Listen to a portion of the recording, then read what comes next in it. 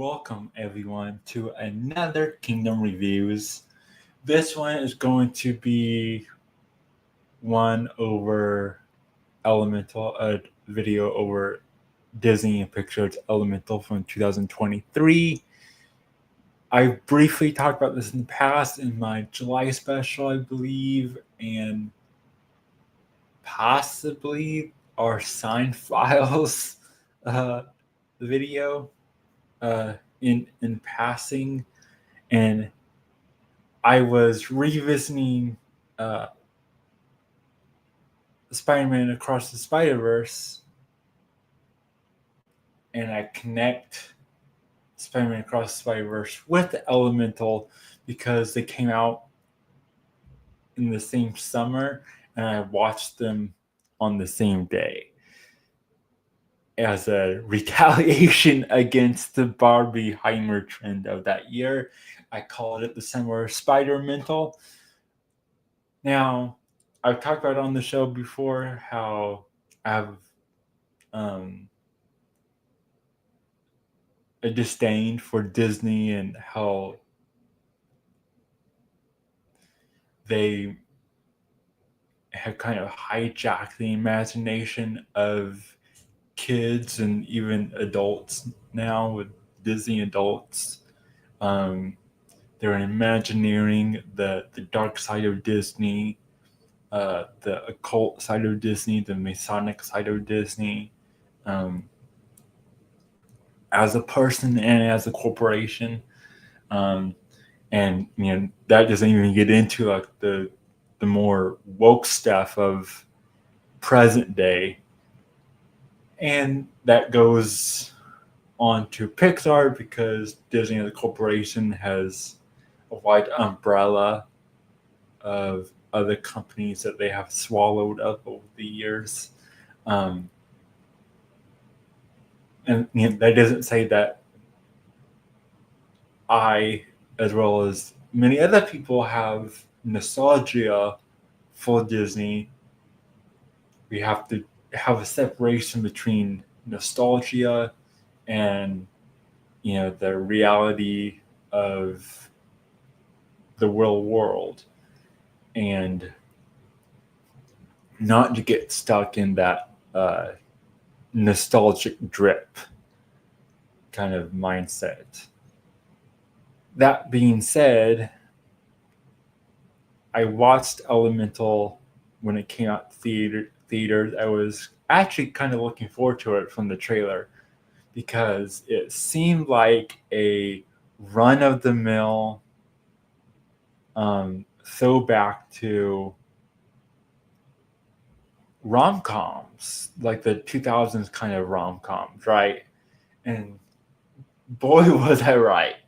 But the interesting part of Elemental, and the other reason why I was excited for Elemental, was there was this idea of elements and getting back to the root of things.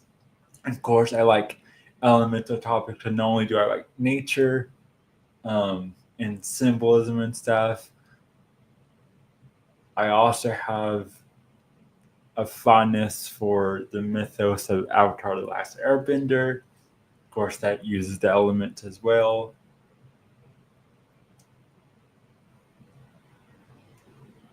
And also have some nostalgia over things like Osmosis Jones, and talk about like the inner workings of the cells inside our body, and how all that works in making it anamorphic creatures like that movie and show did. So there was a lot of things that Elemental promised that I was like, okay, I can get behind the rom-com of it, the Elemental side of it. Maybe this will be a somewhat decent Pixar film, even though I haven't liked the majority of Pixar films previously. I'm also adult male, so really shouldn't be the demographic for Pixar films to begin with. I gave this one a chance, and I'm glad I did. Uh, so I'm going to be reviewing that in this video. So to start off, the story of Elemental is a world made up of the beings that represent the four elements. Of course, that's water, fire, air, and earth. And there is a city referred to as Element City.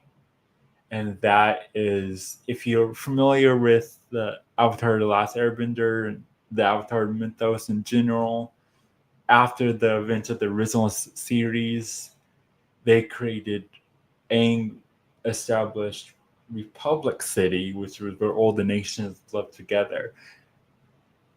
And that's kind of what Element City in the Elemental movie does, where you have the four nation elements, and then they have Element City, which is a place where they can all live together. The American melting pot is very inspired by cities like New York City. Again, so going back to the whole 2000s, late 90s rom-com of it. Yeah, the New York City rom-com, of course. And the city of Element City is separated into different atmospheres for each element. And then you have like their main hub where they all come together. And all the street names are named after the periodic table. And so you get a lot of that punniness, even with their names. Like our two main characters are Ember, Loomis. So you have Ember, like Ember of a fire, and Loomis as in light.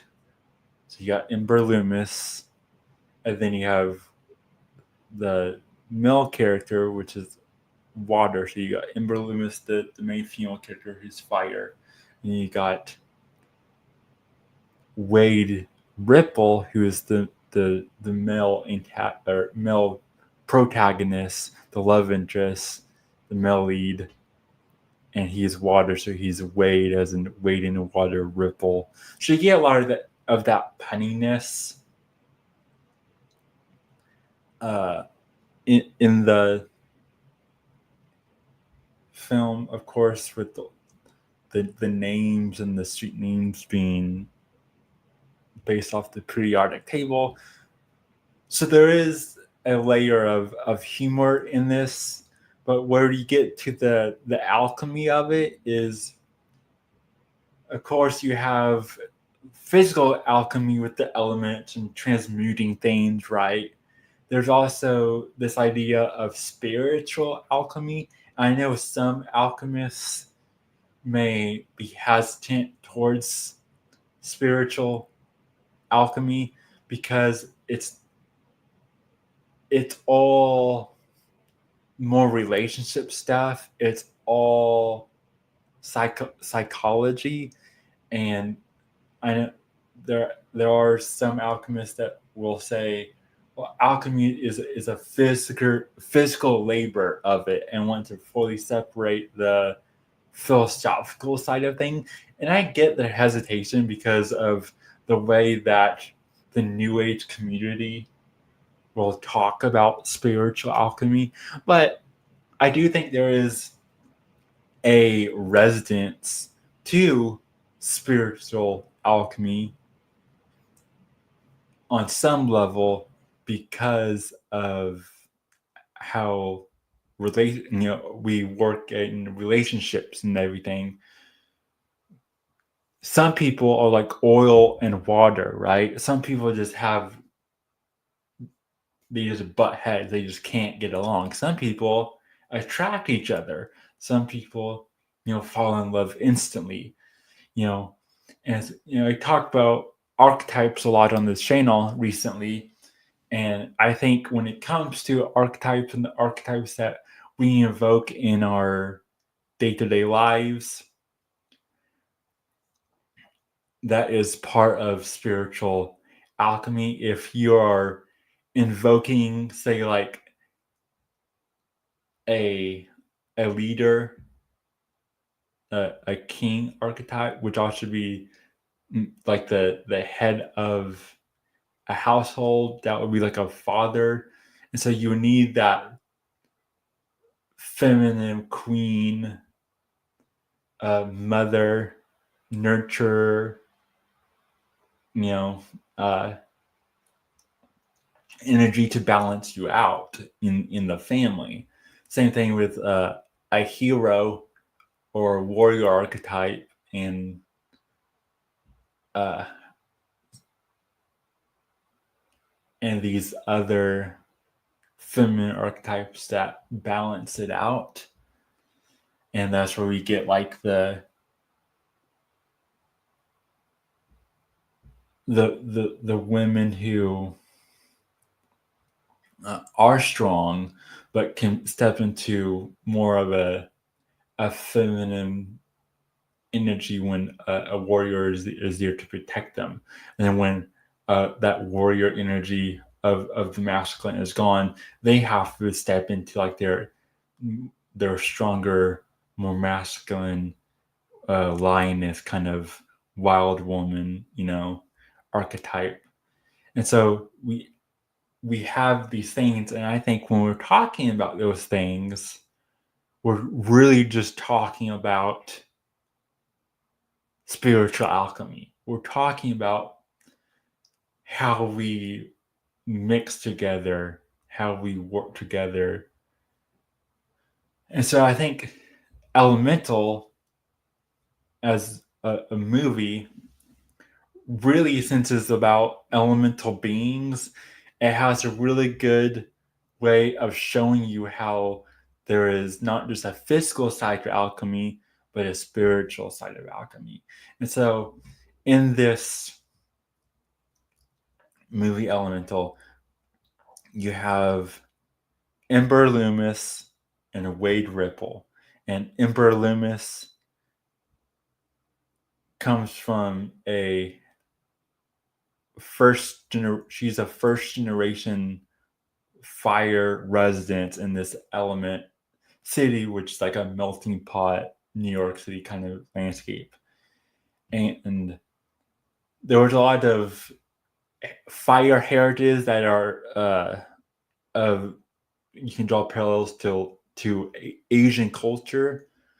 So we know that fire people somewhat are supposed to be representative to Asian culture. As far as the other elements on what you can draw parallels to them, since there is so much of a focus with Amber, we don't really get to see much of what the other parallels in this world of other cultures could be. Um, but we have Ember, then was this first generation fire person, and she belongs to a family. Her mother and father run this shop called the Fireplace, and again, one of those punny, titles. And it's really just like a market,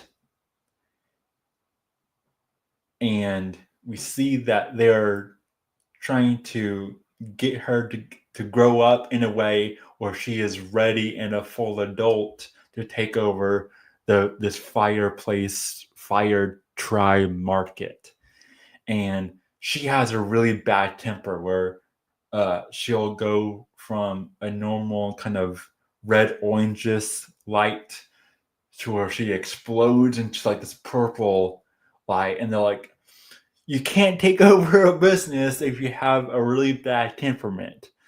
And I myself, as a ginger or a redhead, you know, and especially with masculine energy, we have mastering a temperament is a big part of that. And even in like Stoicism, one of the main virtues of Stoicism talks about mastering your temperament. And so seeing this character of Ember have kind of a struggle with her temperament and having her temperament her kind of have it to where her emotions are controlling her and she's not controlling her own emotions, which again is something that Stoicism kind of teaches us. And even though she's a female character, that's a very masculine trait, and it's interesting to see her struggle with that, and it's something that I'm sure many of us can connect with. Yeah, exactly. Damn. Yeah, exactly. Yeah, the fiery blow. Literally, she's literally blowing her top. Right, she's exploding in this rage, and it's because she's not good working with customers in her family shop. They're asking questions that I'm sure many of us who work with the public and has gotten kind of a really you know basic question that seems obvious, but we have to answer it, and it might uh if we're having a rough day, we might be like, "Ugh, why is that customer asking this ridiculous question?" Right?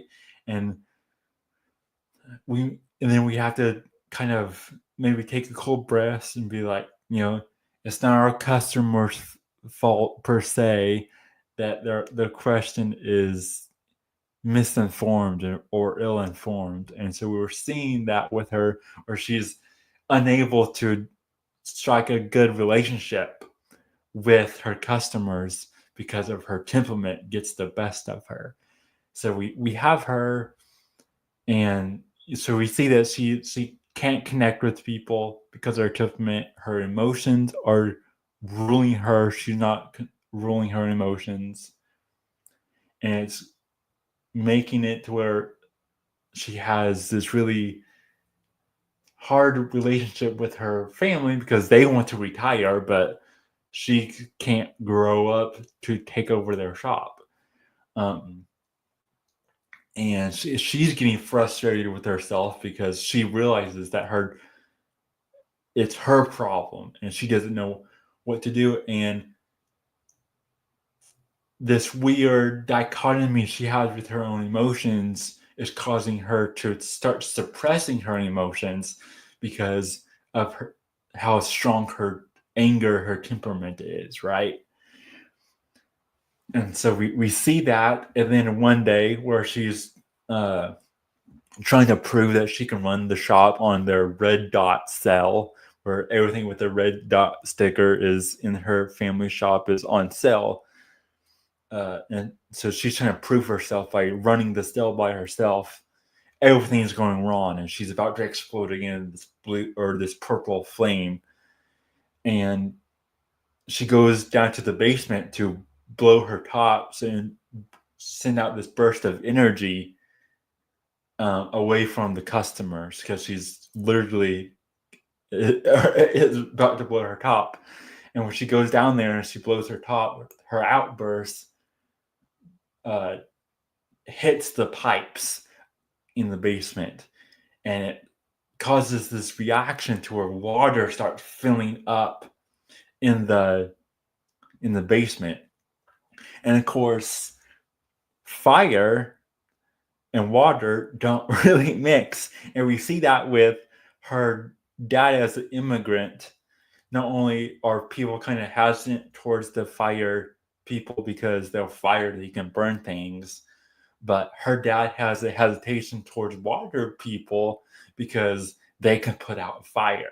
And so it's one of the few stories where it handles prejudice and this idea of a melting pot city and conflict when different cultures clash.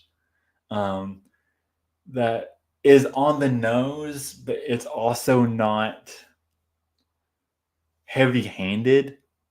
It's just kind of there, and because of the element mixing of the story, you start thinking about, well, it's not just a cultural thing, it's also like our spiritual alchemy, or maybe if, for instance, if you're talking about zodiacs,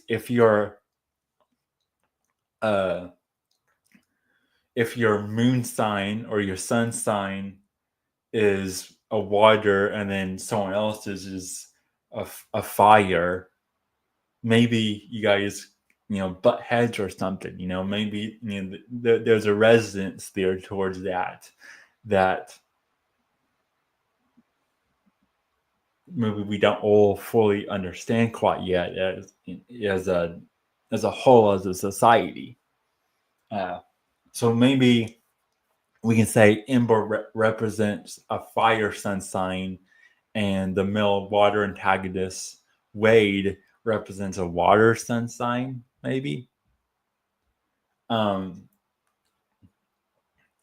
and so she does this outburst, and all this water is coming through. But as this water is coming through and flooding her basement, so does Wade, this water being, and he comes through, and she's like, how did you get through the pipes? He goes, I know, I got stuck to the pipes.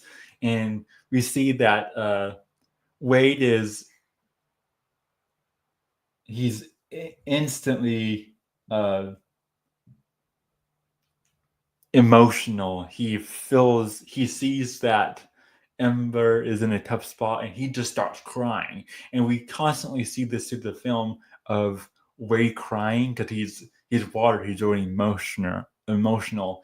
And where Ember has a steady job in her family shop, Wade is bouncing from job to job, and because his dad just passed away, and he had a strained relationship with his dad, and after his dad passed away, he just started flowing from job to job, um,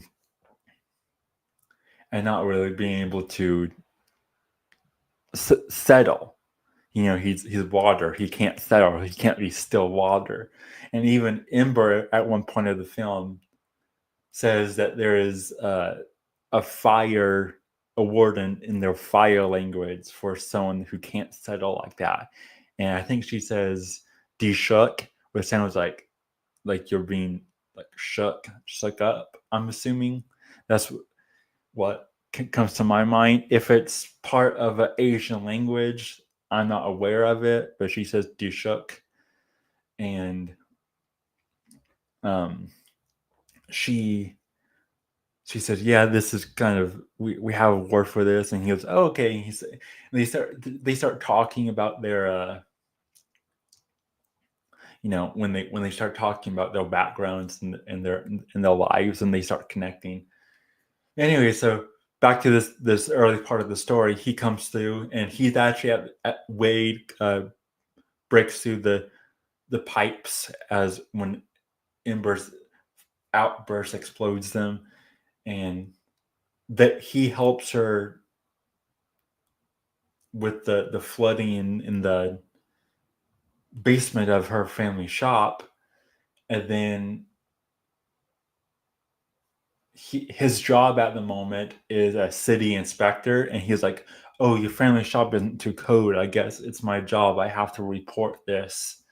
And so he goes to go report it, and she goes to go stop him from turning in his forms to the city, this element city government. And she doesn't stop him. He does send in the report, but then after she tells him, she goes,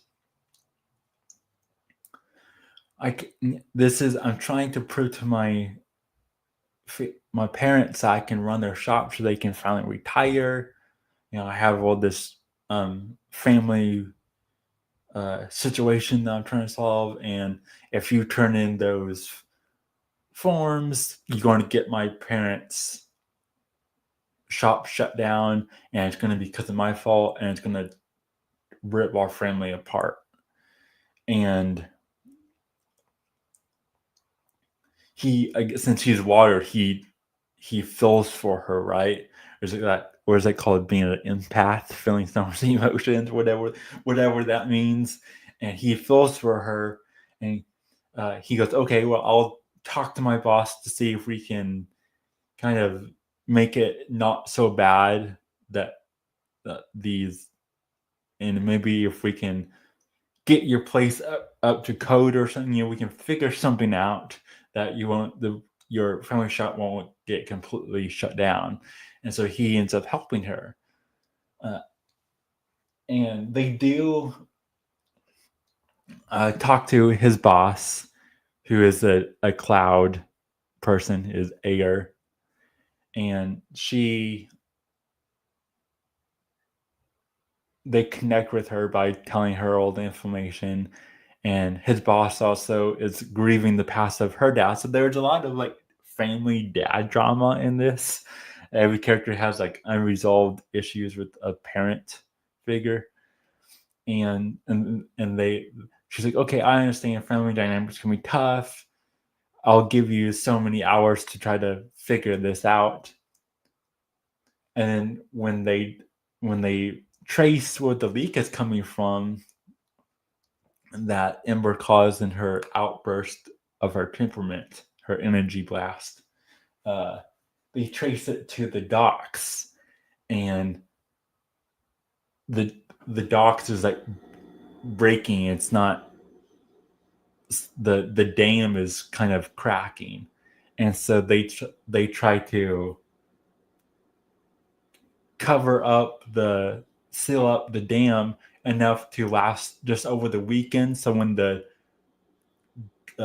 government businesses open back up Monday, they can go and be like, hey, we found the reason why it flooded. It's not because of her family being up to code. She can fix all that. The reason why all this is really happening, the real root of the problem, is your dam is cracking, and it's flooding all this, and it's coming through the pipes in the drain, and then it came through Firetown and into her, which is where her Ember's family shop is, so into her shop. And so they figure all this out, and as they are figuring all this out, we see Ember and Wade connect more, and we see that Wade can really connect with people. Like, he can connect with his boss, and they go to a sporting event, and he connects with the crowd. He gets the crowd to rally over one of the athletes, turning towards a win for their team. And we see he's really good at connecting, and he's kind of, he's aimless. He's water without a container, right? He's water without form. He's water without a container in his life. And so maybe we talk about archetypes on this channel, and recently we talked about rites of passage and the role of father figures and male mentors. Maybe it's because Wade had a strained relationship with his father before his father passed, and that caused him, since he acknowledges his father passing, it was the trigger for his aimless wandering from job to job. Maybe we can connect that into rites of passage, and maybe he just wasn't fully initiated into manhood as a lot of modern people in the Western world, since this element city is supposed to be a representation of New York and America as a whole, as the melting pot, right? Like, picture America as like a cauldron, right? And all these cultures and people with all the different chemicals and alchemical elements getting mixed in together, and trying to figure out how we all fit. And that's kind of what they're showing here. And he sees a good light in Ember, and he, unlike maybe some other beings, doesn't see her fire as destruction, but sees it as a source of muse light. And we also see her throughout the film make different things out of glass, starting with sand, and since she's fire, mixing her heat with the sand to create glass, and creating all these different glass objects throughout the film. So she does have a creative flame, a creative spark, and she's happy with doing that, and she can do that. But she gets restless, and she can't handle her temperament when Ember is working with her in her family's shop, the fireplace, and the fire market. And Wade sees this. Wade sees, oh, you're so interesting. You're so beautiful in your muse, your light, the way that you create things is beautiful. And so he starts admiring her, and they start connecting. And she admires him for his vulnerability to be able to connect with so many people. And they have, a lot of different 2000s rom-com moments. There's even a montage with the song, and they're going throughout the city on like little dates, even though they're not officially dating yet. And they dance together. They go into a photo booth. They dance. But every time they can't touch because they're fighting on water and elements don't mix. I don't know how, if this supposed to be in present day of this version of this world with elements, how even in a city called Element City, where all the elements are interacting, how there hasn't already been elements like cross marriage elements before, which we'll get into the alchemical marriage here in a second. But for the sake of the story, they're saying that it hasn't happened before. All elements have only married their respective element within their element communities. And so Wade and Ember kind of going on these pseudo dates, before they're officially dating and connecting, is different than other things in this world that they created for the story. And we see them, they always stop right before they touch, because they're afraid, fire and water, like something bad might happen, And Ember even says, when Wade offers to, like, why don't we try touching? Because he wants to like hold her hands and like dance and kiss her and all that. And she goes, it can end badly.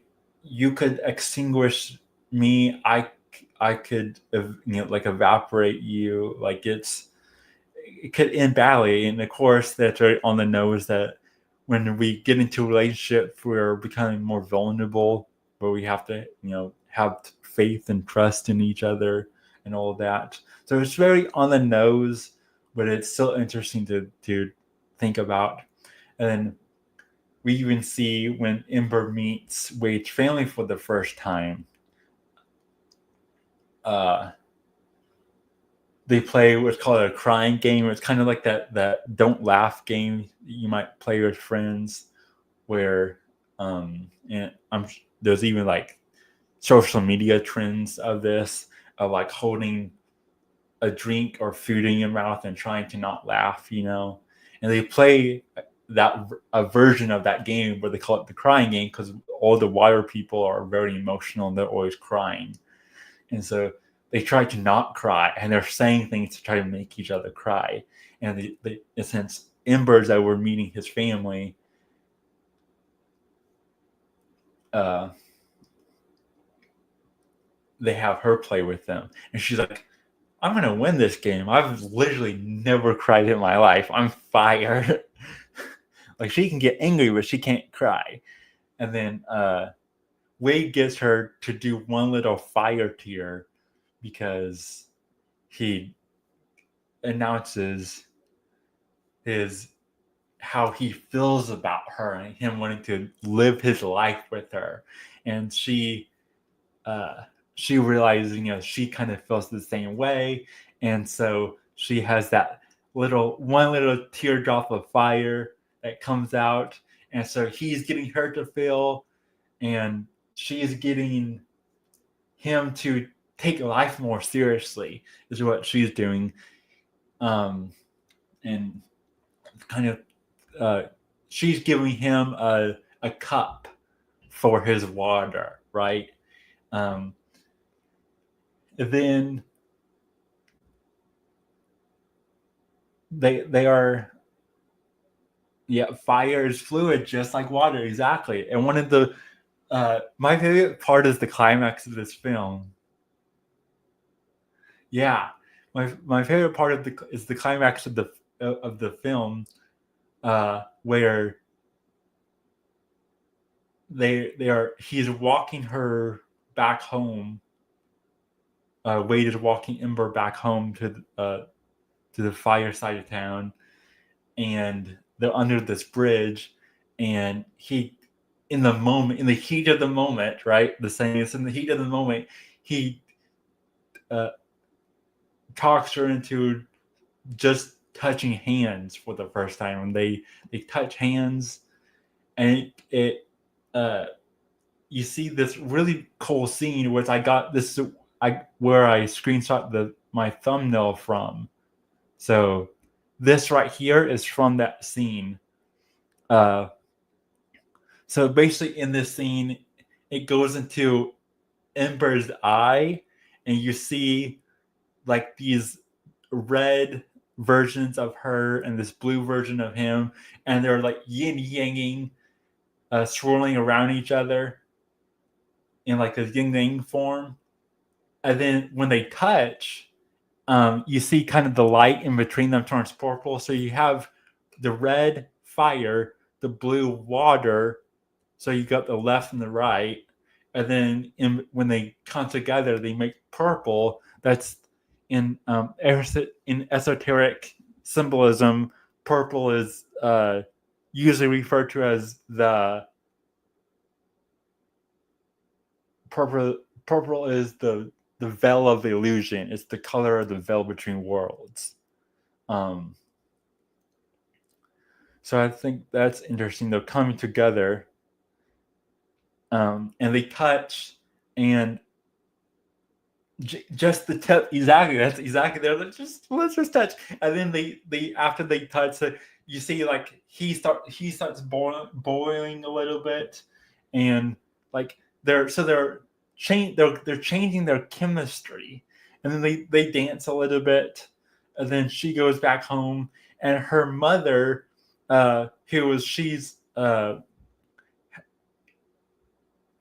mother does readings for fire people, where she judges their smoke, and when she smells their smoke, she can sense the future if they're in love or whatever. So it's kind of like palm reading or energy reading, but with the smoke of the fire people.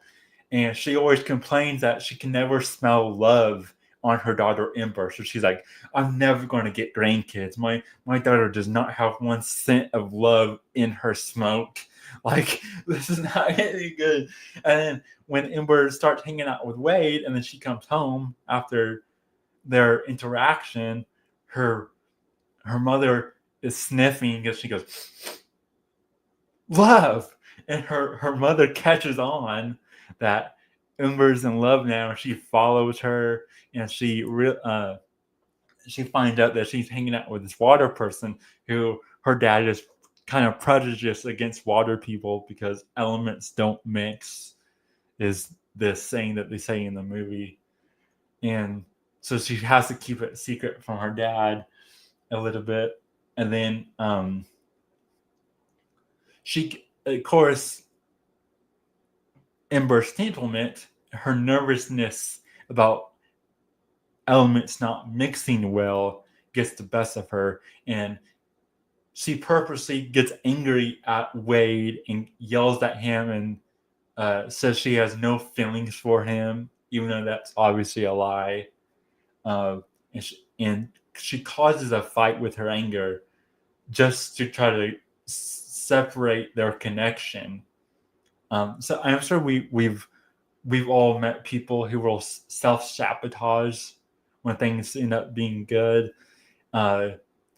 I don't subscribe to this fully, but there is a form of psychology where there's different attachment types, and there was one called avoidant attachment. And a lot of your New Age community will talk about the attachment types.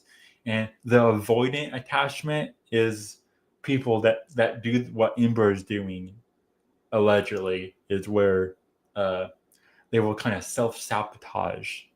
And when they feel a connection, they'll kind of start burning their bridges. They'll become distant or cold, or get angry at a person because they're afraid of love or whatever.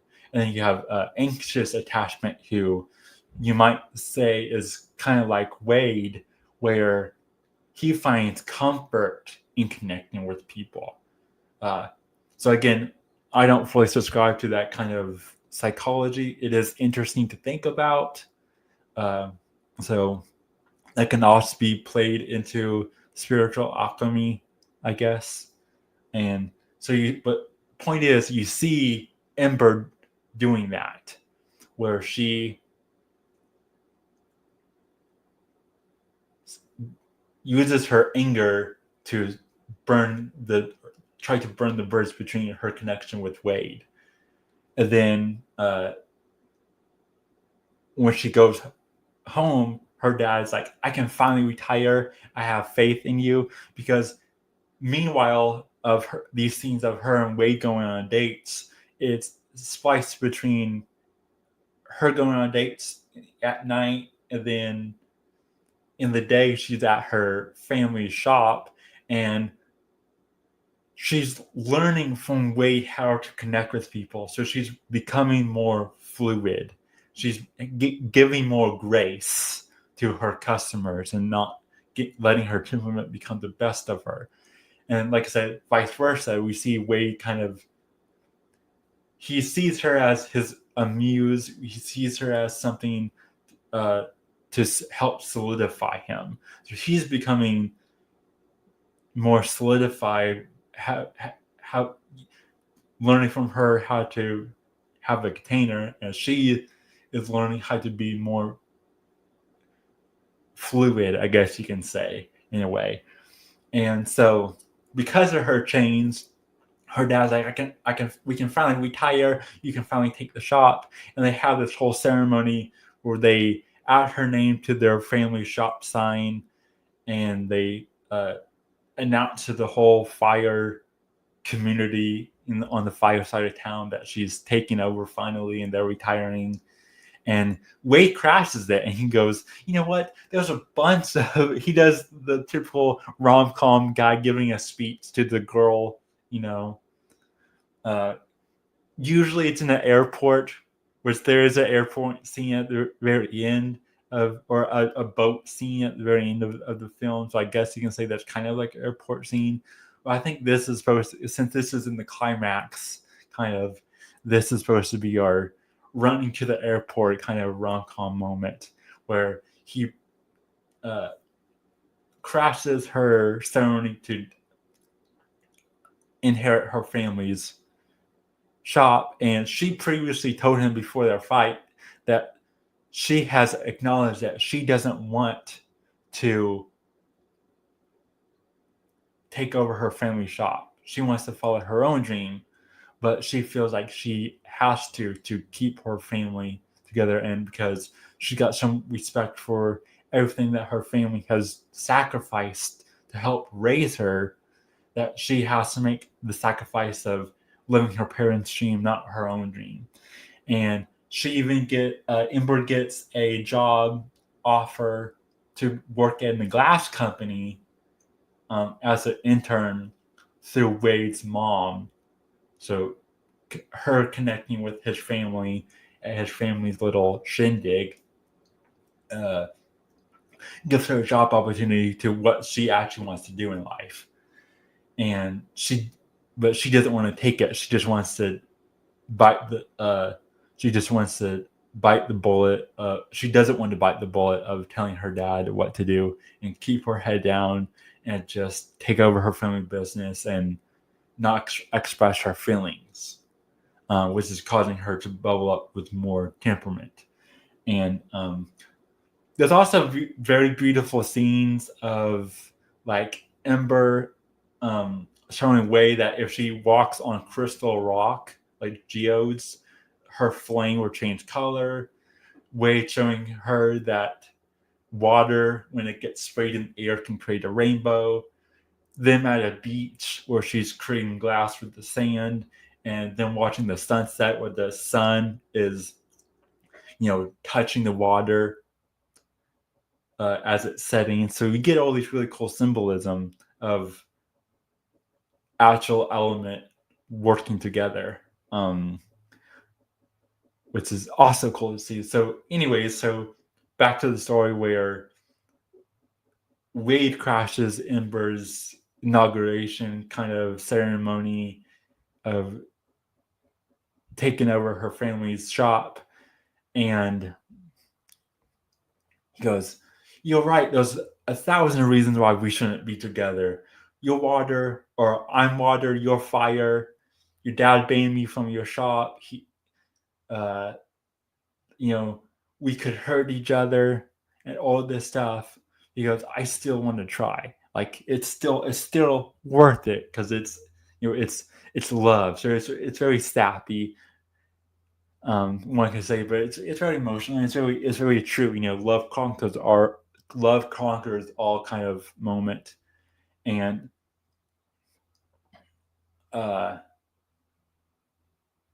she still doesn't accept it. Her family, her dad finds out. Her dad gets upset with her. Says he's not going to retire. Says he's going to continue to run the shop, and he refuses to give to her because Ember has been seeing a water guy behind his back. And Wade even says in his speech, because when we touched, we changed each other's chemistry. And so we're getting this sense of like spiritual alchemy. And then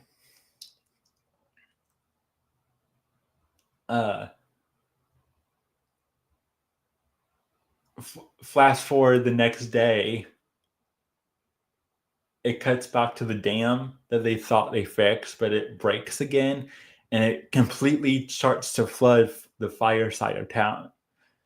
And all the fire all the fire people have a flame in their house that they keep, where in this case Ember's family keep it in their shop because they live in the space above their shop.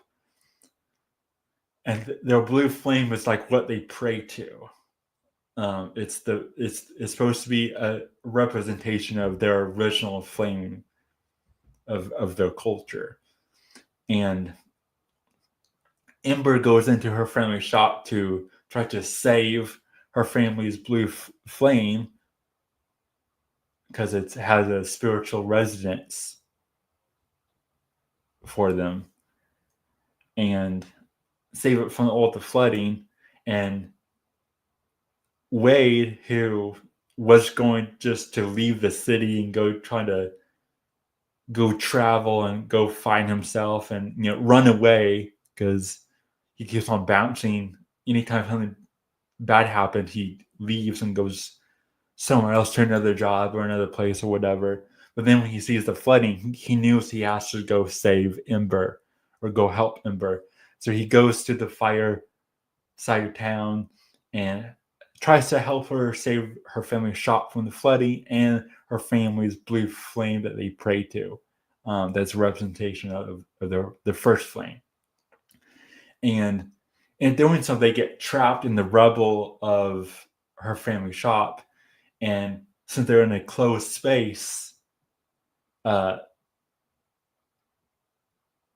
he starts evaporating because of her enclosed heat. But he is okay with it because he helped save her and save her family's blue flame. And he boils.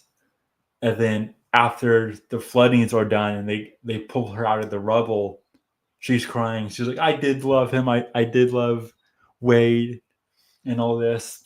And then, we think he's dead. We think he's evaporated. But then in the rubble was supposed to be bricks. And if you aren't a stonemason and don't know much about bricks, bricks are very absorbent with water. They're like clay, stone, brick can absorb water. And so in the rubble,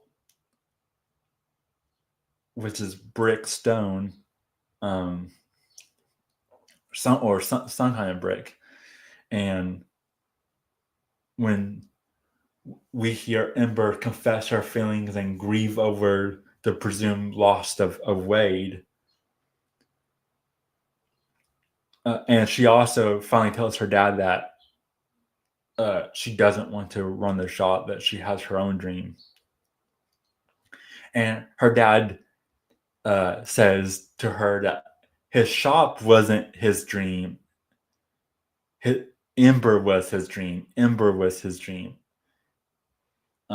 So there was a mixed communication there because they wasn't talking about their feelings.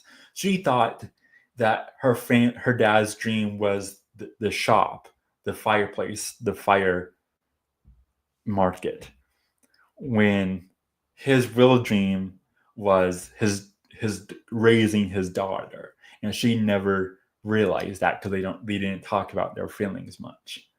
And all her dad kind of did was kind of use his temperament to complain and vent and whatnot. Vent, get it? Like a fire vent. So yeah, so they heal their father-daughter relationship. She's all honest with him. She admits that she loved Wade and she's crying and grieving over thinking he's dead. But then we hear crying and water starts coming out of the brick. And it's Wade. He didn't die. When he evaporated, he got absorbed into the bricks. And so they have to, she plays the crying game with him and say stuff that is going to make him cry by saying how much that she wants to spend her life with him. And then her family, the rest of the fire people, like her Ember's dad, starts saying stuff to make him cry, make Wade cry, so he can release himself from the brick. And he says, like, you're not banned from my shop anymore. I accept your relationship with my daughter and all this. And so Wade starts crying, so he's spewing out of the brick. And when he's spewing out of the brick, he falls into a cauldron. So you have these fire people making water go from being evaporated in brick, which is stone, earth, clay, and going from stuck in this earthly substance being transmuted back into water and dripping into the cauldron. And then once the cauldron is full, Wade is able to take his natural form that we see him through the rest of the film. So I think it was that moment right there when I watched this film in theaters where it made me think of the alchemical marriage. And so right now,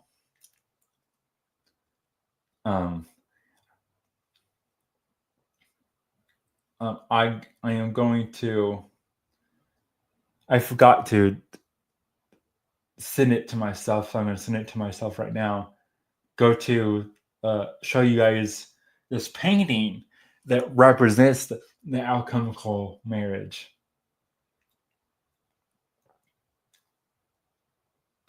Give me 1 second to find this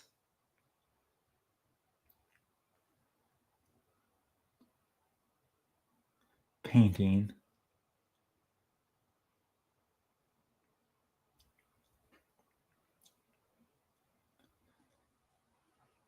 So there, if you're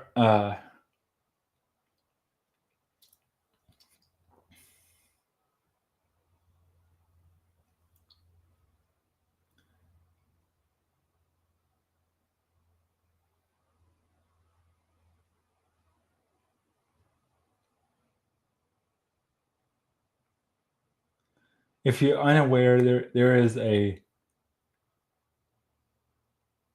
famous painting that is supposed to represent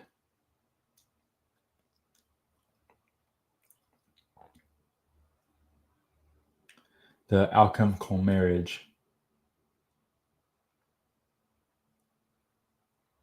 Got it here. Let me send it to myself. Okay, so now here we go. I'm going to pull it out. So there is a pretty interesting painting of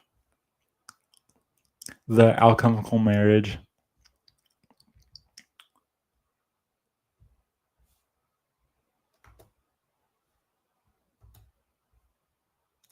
One moment here.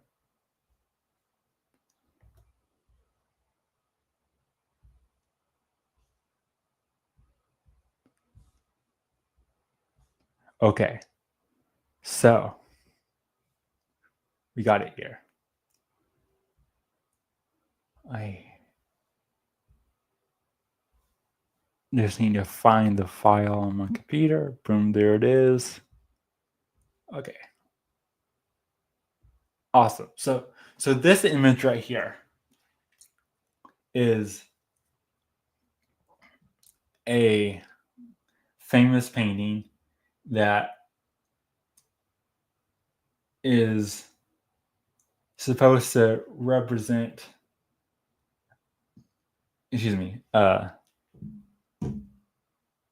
many things, death,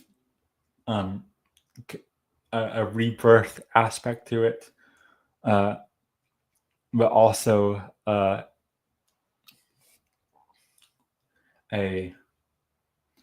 alchemical marriage. And I'm going to read off the definition of alchemical marriage really quick.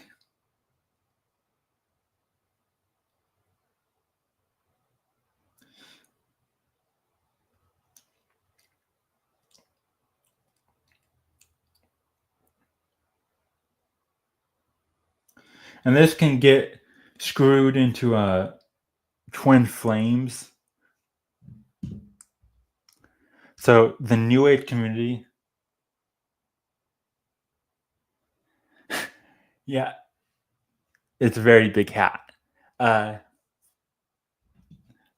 alchemical marriage, I'm trying to get a decent definition. If you search the alchemical marriage, it will a lot of your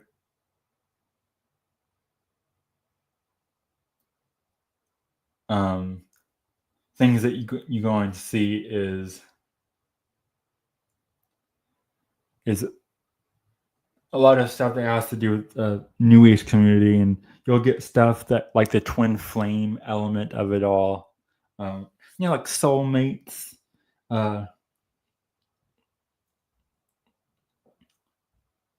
So here's I'm going to read you off the origin of this concept of alchemical wedding or alchemical marriage. The concept of the alchemical wedding, a union of opposites that leads to the creation of something new and strong, is central to alchemy. The alchemical wedding is a symbol representing the merging of masculine and feminine energies, as well as the integration of conscious and unconscious elements of the psyche. It is a metaphorical marriage that occurs within the individual psyche, a spiritual union that results in a formation of a new identity. So this is taking, again, a more spiritual alchemist perspective of it. Much more of a new age twin flame element of it.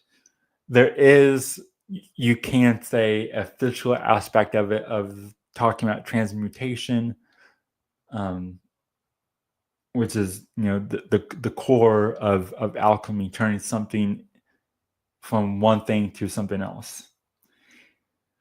Reading on from this article, it says, origin of the alchemical wedding. The alchemical wedding originated with the medieval alchemist Paracelsus. I'm pretty sure I'm mispronouncing his name. Who characterized it as the combination of sulfur, the masculine essence, and mercury, the feminine principle. So we got the combination of sulfur as the masculine and mercury as the feminine, which is interesting to think about how both water and fire, as Tim said in the comments, have a fluid element to them, where water and fire will have this kind of fluid element, and then we have we needing a container and fire being able to give water a container in within the film. Anyways, reading on from this this article, sulfur represents active masculine and fiery principle in alchemy, while Mercury represents the receptive feminine and watery principle. The alchemical wedding is also linked to the union of the sun, representing masculinity, and the moon representing femininity, as well as the creation of the Philosopher's Stone, a symbol of spiritual enlightenment and transformation. The alchemical wedding symbolism. The alchemical wedding is a multi-layered symbol with various meaning. It reflects the unification of two opposites, or two opposing forces, the melding of conscious and unconscious components of the self. It is the most basic level.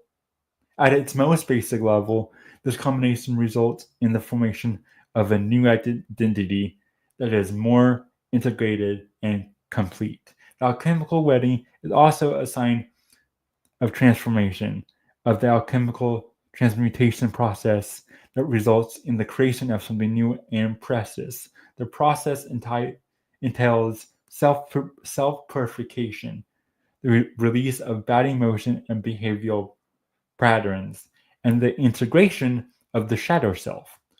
The production of the Philosopher's Stone, a symbol of spiritual enlightenment and transformation, is also linked to the alchemical wedding.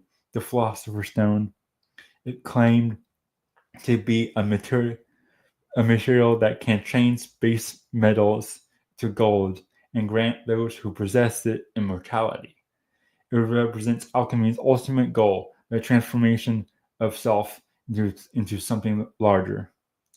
The alchemical wedding is potent metaphor of personal transformation of the path from dark to light, of from ignorance to enlightenment. It reflects the synthesis of conscious and unconscious components of the psyche, as well as construction of the new identity. Personal transformation is difficult road. It takes bravery, persistence, and desire to confront one's shadow self. The shadow self is the part of the psyche that houses repressed emotions, phobias, and bad behavioral habits. It is the aspect of ourselves that we strive to ignore or reject, but which can prevent us from reaching our greatest potential. Okay, so that's all I'll read from that article. So this classic painting is supposed to be a mural representation of that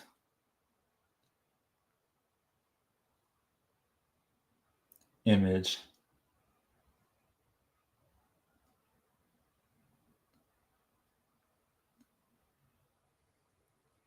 So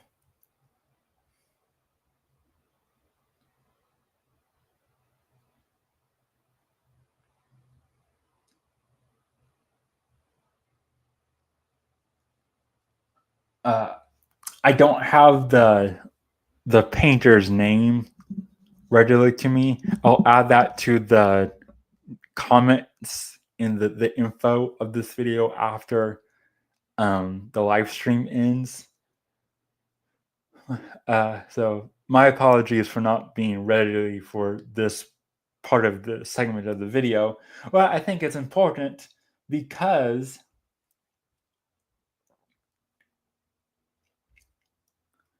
we have the ending of this film. Wade and Ember come together after Ember and the fire people bring Wade into a rebirth moment by having him cry out of the bricks and into the cauldron. And then after he takes his form back, they kiss for the first time, Wade and Ember. And you see, the camera spins and the music swells up, and it's this very happy moment. But you also see, the way that the fire and the water kind of interact from a chemical perspective. There's steam. They're getting hot and steamy when they kiss, right? And but it's not like a bad steam. It's like they've changed their chemistry, as wasted earlier in the film, before his rebirth. And then it fast forwards, a couple months, and they're together. They're moving to another part of the city, so Ember can take her job as an intern for this glass company. Her parents retire and give their shop to their friends who are part of the fire community, who was always hanging around in the background of their shop. And Wade and Ember get to live happily ever after, and Wade gets to settle down and find his job and his in the world of what he wants to do, and they get to support each other in their dreams, and all their trauma, all the repressed emotion of Wade bouncing around, not being able to handle the way he left things out with his father after his father passing, and being wishy-washy to Ember's repressed emotion of not telling her dad that she wanted to do glass work and not inherit her family shop. All that's out in the open now. So they've changed their chemistry, they've transmuted, they've gone through the alchemical marriage. They found out that they can balance each other out, fire and water, and that fire, on top of being destructive, can also be something of beauty. It could create art with glass. There's a creative flame. And they've also learned that water can be destructive because there wasn't an antagonist in the movie, but their big conflict outside of the relationship stuff was the flooding of when the dam broke. So we see that fire can also be creative instead of being destructive, and we see water not only can create life and for fish and whatnot, but it can also be destructive, and cause flooding. So we see the light and darkness of both elements. We see them, what they can do when they come together, and we get their happy rom-com ending. They live happily ever after, fairy tale ending. But again, it symbolizes this alchemical marriage of them creating something new together. And presumably they're going to start their own family, and then they'll probably create, I don't know, a steam baby. I guess fire and water will create a steam child from this in this world. But like I said, it's a simple movie. It's a simple Pixar movie. It's got that rom-com 90s, early 2000s rom-com element.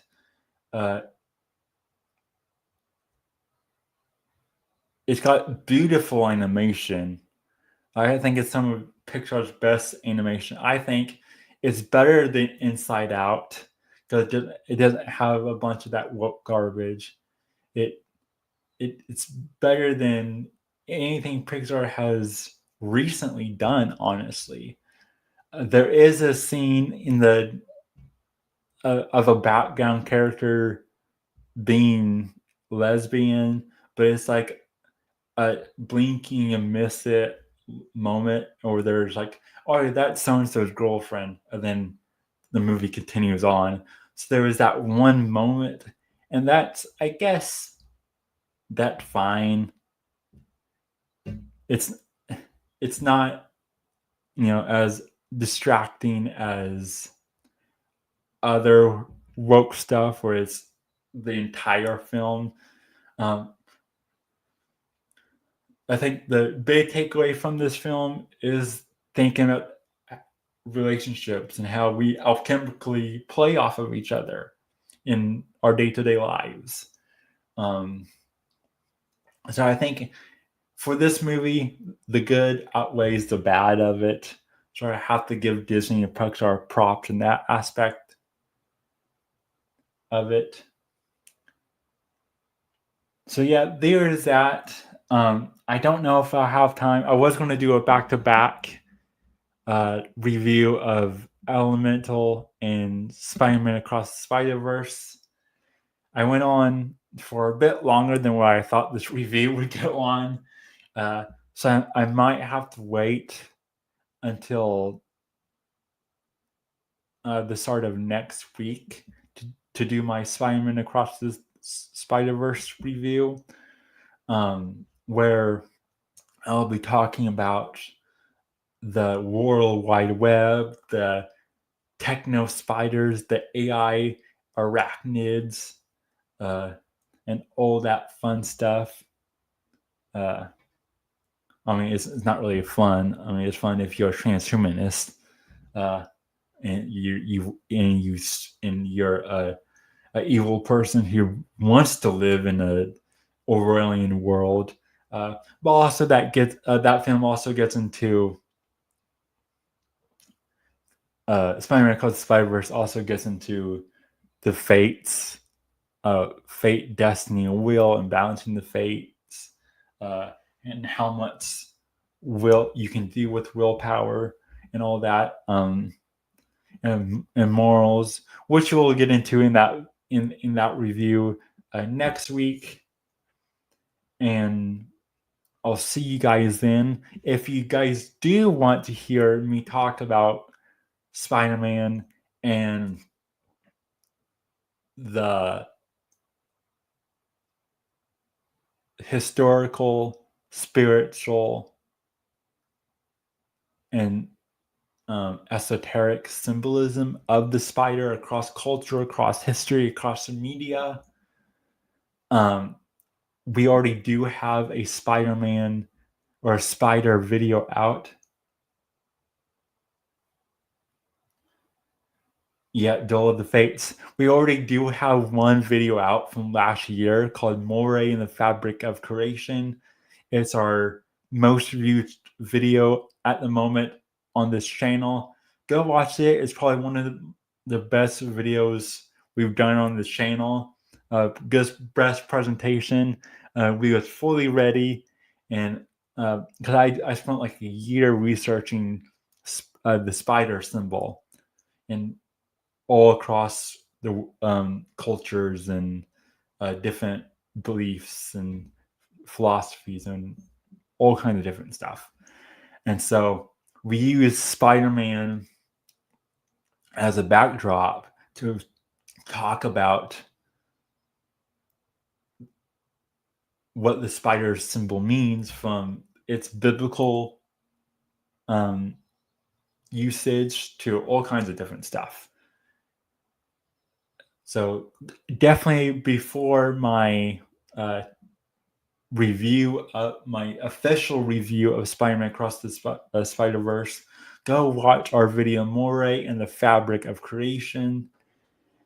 We have one more video that might interest you with that. We have a video called Webs of Desire, a Valentine's Day Swing, which is all about the production and publicity around the film Madam Web. I'm sure if you're familiar with movies, you remember the dumpster fire that was the Madam Web movie. And so we talk about all the back end of that in our Webs of Desire video, a Valentine's Day Swing. Or we also weave in how in that movie they are subverting the old crone archetype, because Madam Web in the Spider-Man mythos is not only the blind seer mentor kind of motif archetype, but also is the old crone. And so and we get why they would want to kind of subvert that and kind of mix up those archetypes and symbols in our Webs of Desire video, A Valentine's Day Swing. So yeah, check out Moray and the Fabric of Creation and Webs of Desire, A Valentine's Day Swing for spider adjacent topics. And look next week for my official review of Spider-Man Across the Spider-Verse, where I talk about the techno spiders and the panopticon and AI algorithm, arachnids, and all that kind of fun stuff. So see you guys then. Thanks for watching this Elemental review. Again, I think it's a pretty decent movie for a Pixar movie. If you've seen it, let me know what you think about it in the comments. I will put the info on the artist of that painting in the comment section, since I didn't have it pulled up while I was doing the video. Maybe we'll get deeper into that painting on a later episode. Would you like me to talk about symbolism in paintings and art? We can even talk about all kinds of different stuff on the channel if we can find a way to to fit it in, I guess. So let me know what your thoughts about that. What are your thoughts on the alchemical marriage, on spiritual alchemy? Have you ever thought about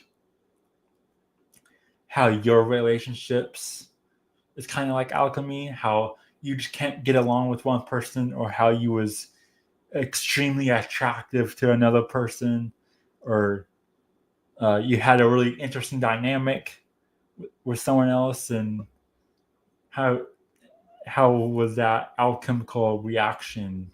You know, if we have energy bodies in our toroidal fields, or microcosm of the macro electrical universe, that would mean that we do have electrical alchemical reaction when we talk to people, right? So I think that's interesting. The last thing I wanted to briefly mention about elemental is I think it's also interesting, since Element City was a westernized modern society. It's supposed to be like New York City, and we have Ember, the female lead, with the temperament issues at the beginning that it takes their alchemical marriage to solve.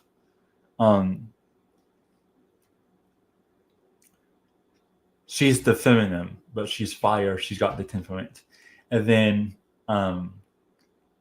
Wade is the water, and he's got the connections. He's got the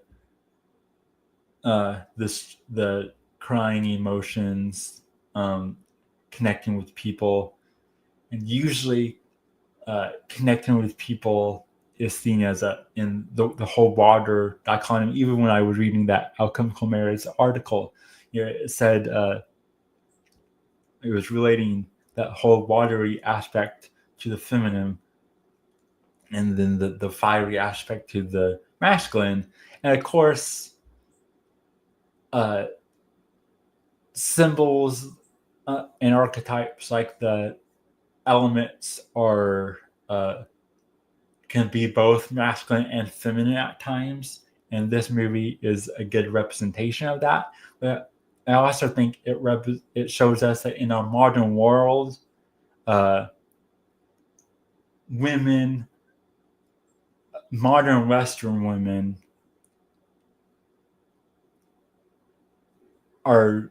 can be too connected to more masculine traits, and men could be in the Western world are more connected to feminine traits, and we're all kind of out of balance. And it's okay, because we on some level to have masculine and feminine within inside you, but men are men, and women are women, and so we need to come back together and find and reestablish our relationships, and the duality of how we balance each other out.